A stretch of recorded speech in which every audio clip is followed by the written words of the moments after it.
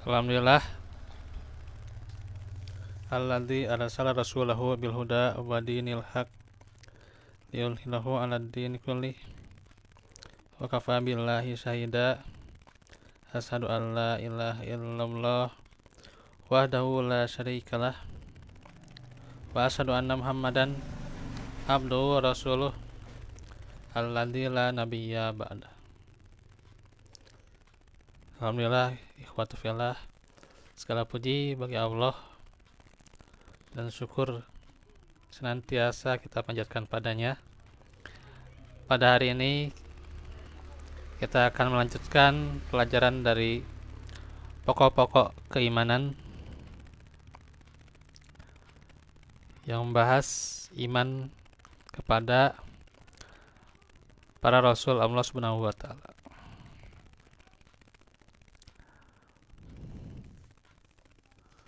Pelajaran selanjutnya, apa saja hikmah diutusnya para rasul.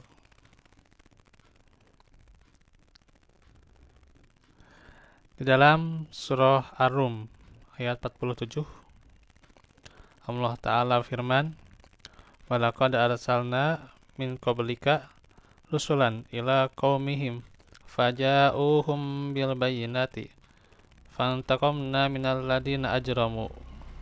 Al-ayah. Dan sesungguhnya kami telah mengutus sebelum kamu beberapa orang rasul kepada kaumnya. Mereka datang kepadanya dengan membawa keterangan-keterangan yang cukup. Lalu kami melakukan pembalasan terhadap orang-orang yang berdosa.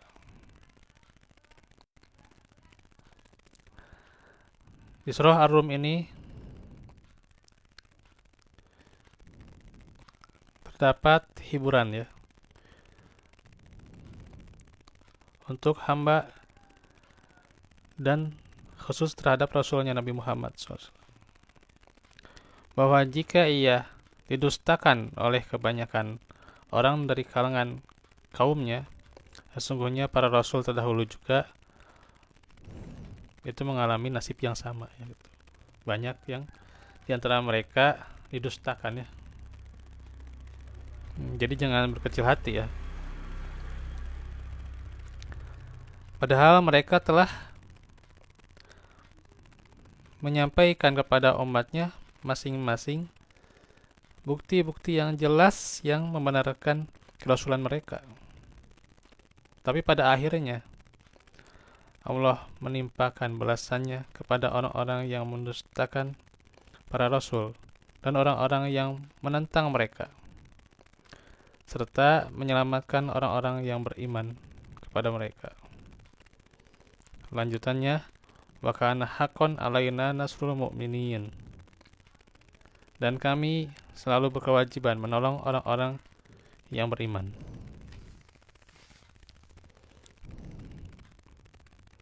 Nah, Allah mengutus seorang rasul kepada setiap umat, yakni kepada setiap generasi dan sejumlah manusia. Semua rasul menyeru mereka untuk menyembah Allah dan melarang mereka untuk menyembah selainnya, yakni ani ibudullaha wa jatanibut tagut. Sembahlah Allah saja, beribadahlah kepada Allah saja, dan jauhilah tagut. Ya. Jadi Allah terus-menerus mengutus para rasul ya, hingga yang terakhir yaitu Nabi Muhammad kepada manusia dengan membawa risalah apa? Tauhid ya. Ya, risalahnya tauhid. Karenanya akidah para rasul itu sama ya gitu.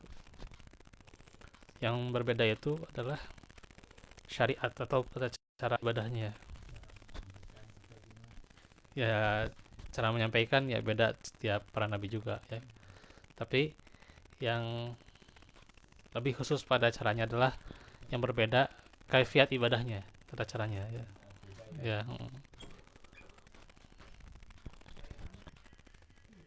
Dan hukum yang ditegakkan di para rasul itu berbeda-beda ya gitu.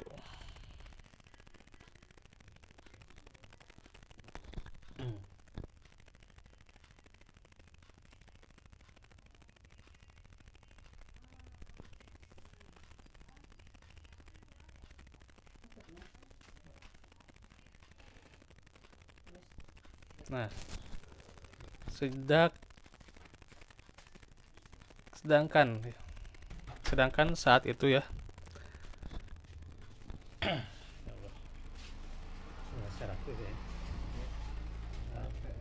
Ya,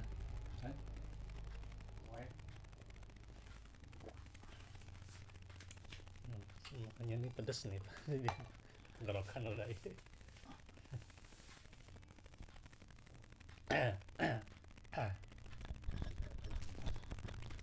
Enggak sih, nggak terlalu batuk saya. Cuman ya kalau makanan ini kadang efek tenggorokan. Biasa aja sih. Sedangkan sejak itu kaumnya ya,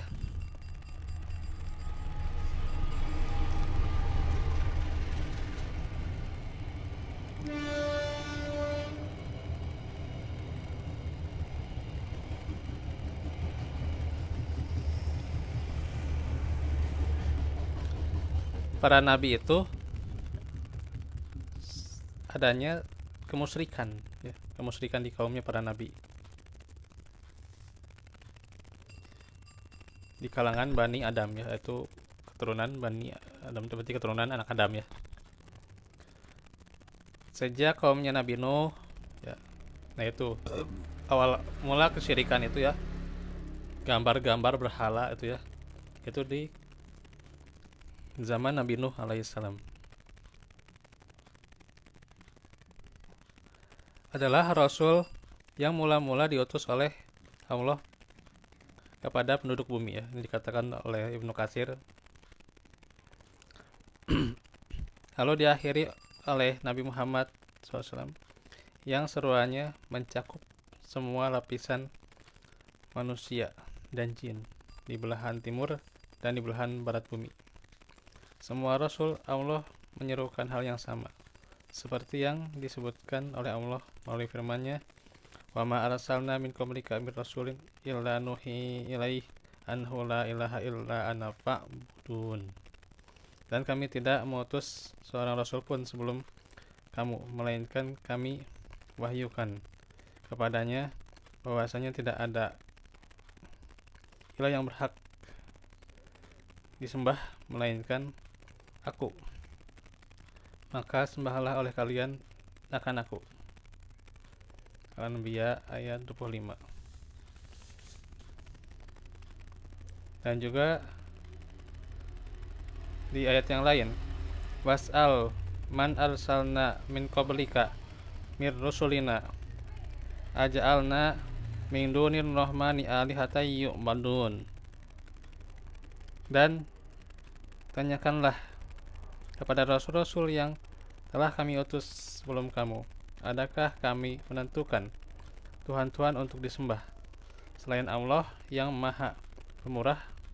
Az-Zukhruf ayat 45.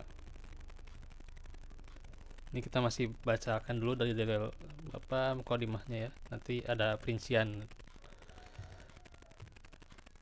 Dan dalam ayat ini juga menjelaskan ya bagaimana Rasul juga diutus untuk tauhid ya gitu.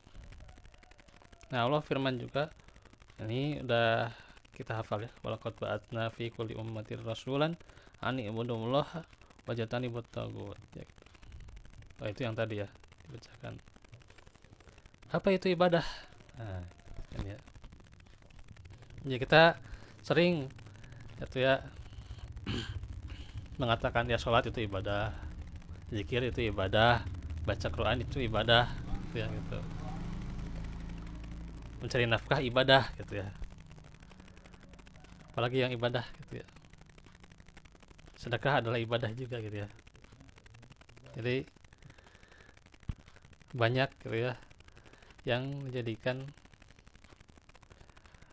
perkataan di kita itu ya dikatakan yang namanya ibadah ya. Nah itu, maka harus dipahami apa itu ibadah ya gitu.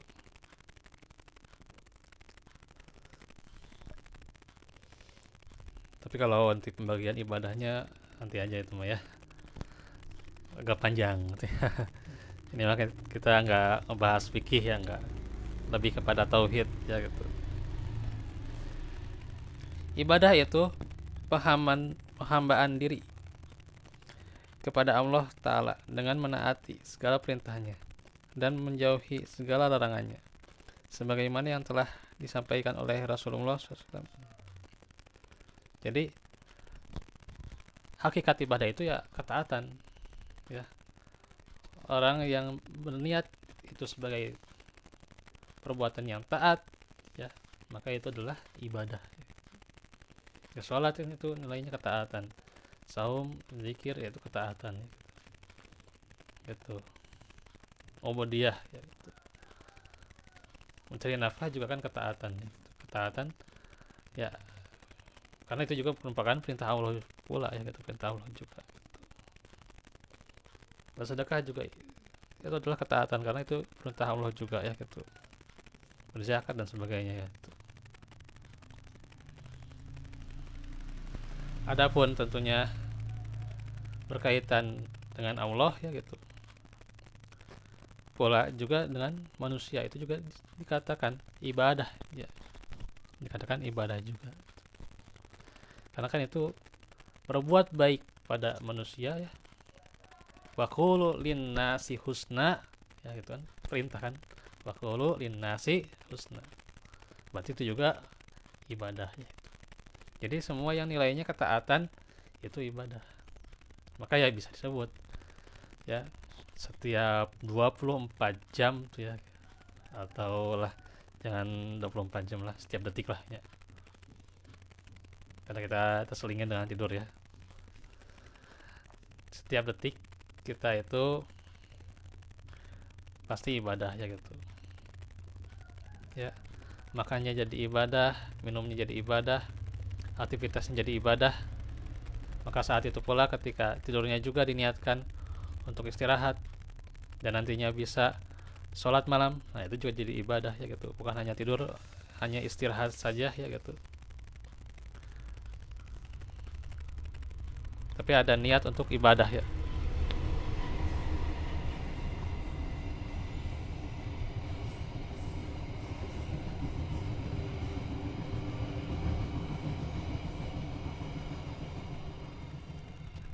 Artinya hayatuna apa katanya itu kulha ibadah. Jadi sepanjang hidup kita itu semuanya adalah ibadah ya. Gitu. Semuanya adalah ibadah sepanjang hidup kita. Hanya terkadang manusia pasti melakukan yang namanya kesalahan atau juga bisa jadi sengaja juga melakukan dosa ya, pastilah gitu ya. Yang namanya manusia melakukan dosa, manusia dan jin ya gitu, melakukan dosa, perbuatan dosa ya.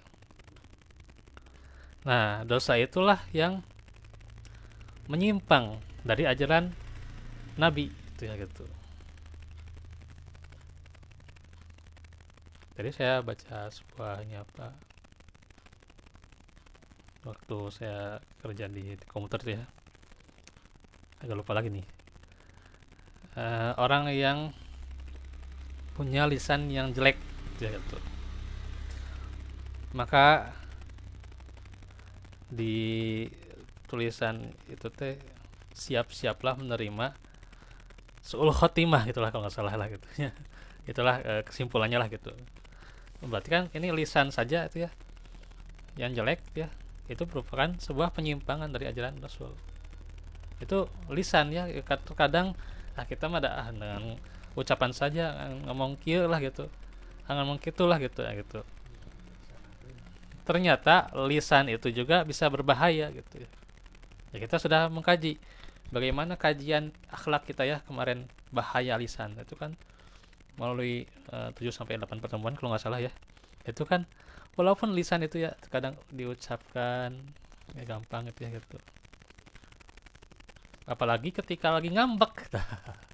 Lagi ngambek mah gampang we ngomong apa aja. Ya gitu. Ngomong apa aja itu gampang lagi ngambek kok, Pak. atau tong gampil ambak gitu. Hah? Iya, ya marah kan emang asalnya dari setan. Iya, ya. La ammaratum bisu ya gitu. Jadi amarah itu menyuruh pada apa? Keburukan, kata Yusuf ya. Yusuf alaihissalam, bukan kata saya. Tapi kata Yusuf alaihissalam nih ya, gitu. Kata Nabi Yusuf ya, gitu. Dalam surah Yusuf ya, gitu. Tapi emang terkadang banyak orang yang melalaikan dan mudah untuk berbuat amarah. Padahal amarah ini bukanlah ajaran Rasul. Lah gitu. Ya. Karena Rasul juga nanti mengajarkan akhlak yang mulia. Nanti kita akan uraikan tuh ya, apa saja yang diajarkan oleh para rasul ya gitu. Rasul juga mengajarkan akhlak mulia. Ya. Ketika kita sedikit saja dosa kecil aja itu ya, walaupun itu dosa kecil, itu adalah penyimpangan dari ajaran Rasul. Jangan kita berkata, oh kamu ibadahnya menyimpang, kamu ibadahnya nggak sesuai Nabi, gitu ya, gitu. Kamu ibadahnya nggak bener lah gitu. Tapi cara kita menasehati yang terkadang ya bener dia ibadahnya usahanya nggak sesuai dengan Nabi, oke lah gitu. Tapi cara kita tentang menyampaikan kepada dia gimana, entah gitu, ya gitu. Cara kita menyampaikannya gimana, entah itu. Ya nasihat, cara menasihati gimana, cara mengkritik bagaimana, cara beradab ya dalam berkata bagaimana. Setiap itu harus ada, kita mengikuti ya, kita bertanggung jawab karena itu kalau sedikit menyimpang cara bicara saja itu berarti menyimpang dari ajaran Rasul tuh. Berarti kalau kita itu ya ingat bahwa oh mau nih marah teh, berarti kita berpikir dulu ini sebelum kita marah, sebelum kita berkata sesuatu yang tersinggung, yang menyakiti lisan kita ya, lisan kita menyakiti orang, sebelum itu kita berpikir dulu gitu ya, apa yang kita katakan tuh. Karena kalau sudah keceplosan berarti itu sudah sebuah dosa gitu. Ya, sudah sebuah dosa yang dilakukan tuh. Nah itu ya, kalau kebaikan pasti ya itu ajaran Rasul, itu mah pasti ajaran Rasul itu kan kebaikan. Nah itu, nah ini cukup bagus nih ya apa yang disampaikan oleh hakikat yang namanya ibadah ya. Itu dari lisan saja, belum nanti perkataan yang lebih besar lagi gitu ya, apa yang nanti dipertanggungjawabkan itu ya, belum nanti perbuatan ya. Ada kadang di kita kancing coplok aja diremehkan gitu, ada kan kancing coplok lah gitunya gitu, itu diremehkan kadang kenweh lah gitu kan, gitulah. Padahal ya itu menyimpang dari ajaran Rasul itu ya. Iya betul, karena Rasul mengajarkan akhlak mulia. Iya, iya itu, sehingga yang namanya ibadah terkotori dengan dosa. Tapi ya itulah manusia itu tidak lepas semuanya dari yang namanya dosa. Tugas kita apa? Tabi'is sayyatil hasanah ya gitu. Ikutilah kejelekan-kejelekan dengan kebaikan-kebaikan. Berarti kita di samping melakukan dosa ya terus kita berusaha ibadah. Untuk apa? Nah, itu juga ajaran Rasul ya gitu. Nah itu.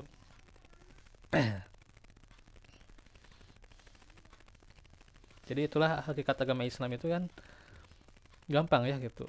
Maknanya penyerahan diri kepada Allah semata, yang disertai dengan kepatuhan mutlak kepadanya, dengan rasa rendah diri dan cinta. Itu dikatakan oleh Ibnu Taimiyah. Ibadah juga berarti segala perkataan dan perbuatan baik lahir maupun batin, yang dicintai dan diridhoi oleh Allah. Dan suatu amal akan diterima oleh Allah sebagai ibadah apabila diniati dengan apa? Ikhlas ya. Iya, bukan cari pamor, bukan mencari ramenya, bukan nggak tahan terhadap perkataan orang lain tah gitu ya. Sekarang dikatain orang lain jadi ketol ibadah nak tah gitu. Itu bukan kayak gitu ya gitu ya. Dan suatu amal akan diterima oleh Allah apabila diniati ikhlas karena Allah ya, dan mengikuti apa? Sunnahnya ya, sunnah Rasul. Kembali lagi di situ ya gitu. Dan menghindari apa di situ? Togut. Togut itu setiap yang diagungkan selain Allah ya, dengan sembahan ya, disembah. Togut itu ditaati atau dipatuhi, baik itu yang diagungkan berupa batu, manusia ataupun setan ya gitu. Togut itu secara fisiknya, secara fisik. Tapi togut juga bisa jadi segala macam kesyirikan, itu adalah togut secara umumnya, secara global. Berarti kalau seseorang menyerahkan diri kepada selain Allah, itu adalah dia menyerahkan diri kepada siapa? Togut. Menyerahkan, dia bertawakal kepada selain Allah, berarti dia bertawakal kepada togut. Kalau dia bukan kepada bukan kepada Allah gitu. Karena itu ya itu berarti kepada togut. Berarti emang banyak sekali di masa ini manusia itu adalah menyembah pada togut ya. Tak terkecuali dari kita menyembah pada siapa? Togut. Iya, tidak ini.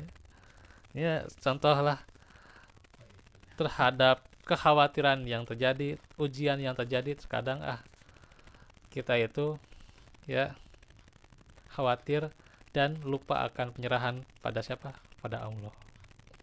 Akhirnya mencari pinjaman kemana, mencari solusi kemana, tapi dia lupa akan berdoa kepada Allah. Itu sebenarnya secara global itu adalah menyembah pada togut. Nah gitu ya.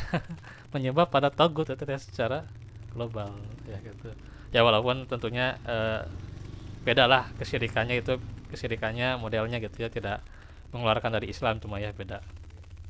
Tetap ya itu mah hanyalah syirik secara amal ya gitu, tidak jadi kafir, tidak terjadi kufur, tapi ya itu tetap bahwa yang namanya syirik itu apa?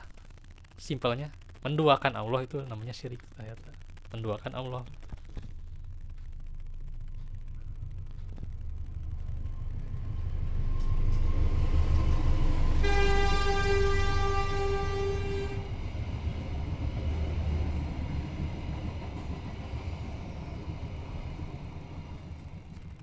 Nah, di ayat yang lain ya. Lau sya'allahumma abadana min dunihi min syai'. Jika Allah menghendaki, niscaya kami tidak akan menyembah sesuatu pun selain Dia. An-Nahl 35.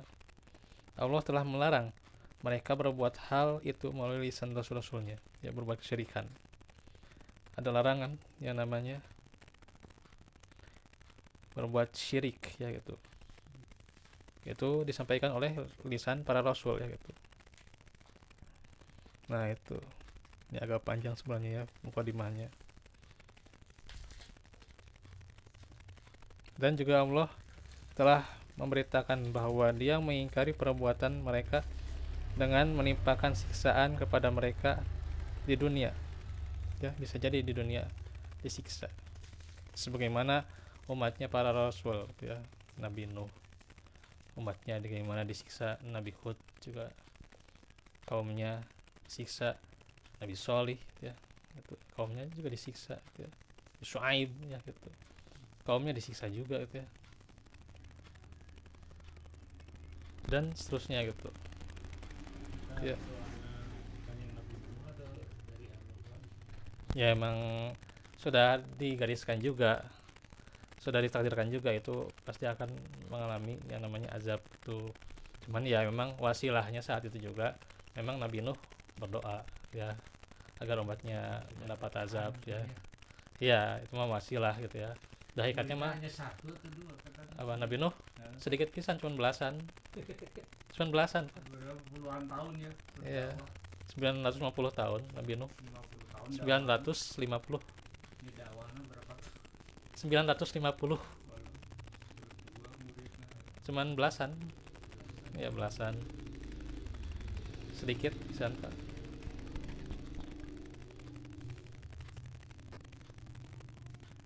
Di Arab padahal ya, di Arab atau di mana sih itu Nantilah di pasir. iya. Anak-anak sendiri juga Arab. Sekarang Nah itu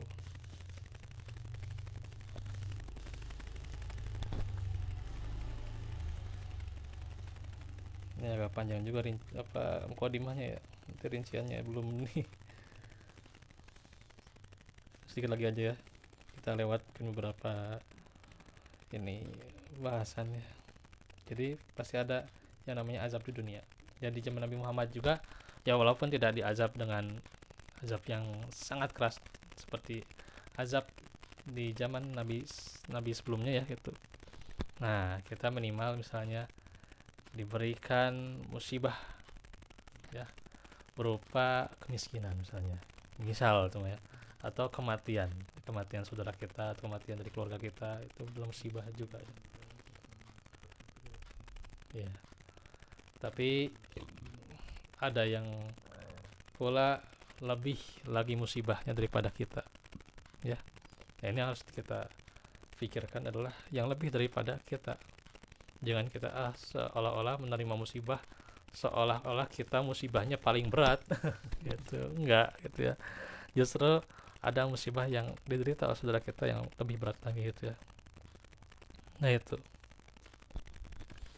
ini anda kadang kita baru menerima ujian segitu saja gitu ya, kecil saja ujian ya, itu tidak ada apa-apanya dibandingkan orang-orang yang terdahulu.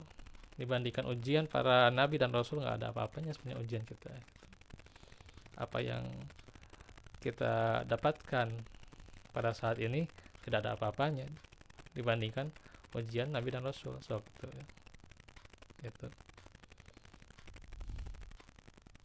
Ini kita ya masih aman-aman gitu. Kita santai gitu. Bahkan bisa tidur santai. Ya kalaupun misalnya bergadang gitu ya, nanti kan bisa tidur lagi juga kan di waktu siangnya. Coba di Palestina ya, itu kan setiap hari nggak bisa tidur itu Pak. Setiap hari setiap waktu nggak bisa tidur itu Pak. Mau tidur aja ada iya kena bom gimana gitu ya gitu. Israel itu udah berani gitu. Nah, gitu. Nyarek ke rumahnya Amerika sih. Itu musibah ya, gitu yang namanya musibah. Yaitu ada juga yang merupakan perbuatan dosa seorang hamba sehingga diberikan yang namanya musibah. Ada yang memang si orang hamba itu sangat dicintai oleh Allah ya, sangat dicintai oleh Allah sehingga Allah mengujinya. Ketika level seorang hamba semakin besar, semakin tinggi keimanannya, semakin besar ujiannya gitu. Ya. Jadi jangan sangkal ya kita kita paling berat ujiannya ente. Mereka orang Palestina ya, itu ada orang yang pasti lebih lagi ujiannya dari kita. Ya gitu. Ya apalagi ya para nabi dan rasul, paling besar ujiannya gitu. Asadun nas ya. Bala ya. Siapa? Al-Anbiya tuh. Al-Anbiya itu paling besar ujiannya gitu. Lihat bagaimana dakwah para nabi ya, dicemooh sampai mereka dijatuhi batu tuh ya gitu, sampai mereka perang tuh ya. Di zaman nabi juga tuh ya, bagaimana para nabi diancam yang namanya kematian tuh ya, diuji tuh ya. Ujian Nabi Muhammad paling berat Pak ya, paling berat namanya ujian Nabi Muhammad Kecil. iya, paling ya kalau kita baca sirahnya itu paling berat. Masya Allah. Ya setengah jamnya lumayan ya. Nah itu ya, nanti bisa dibacalah nih ayat-ayatnya di surah An-Nahl ayat 36, ada penjelasan lebih lanjut ya. Iya. An-Nahl ayat 36, terus surat Muhammad ayat 10 ya, bagaimana Allah membinasakan orang-orang yang kafir ya gitu. Terus juga Al-Mulk ayat 18 ya gitu.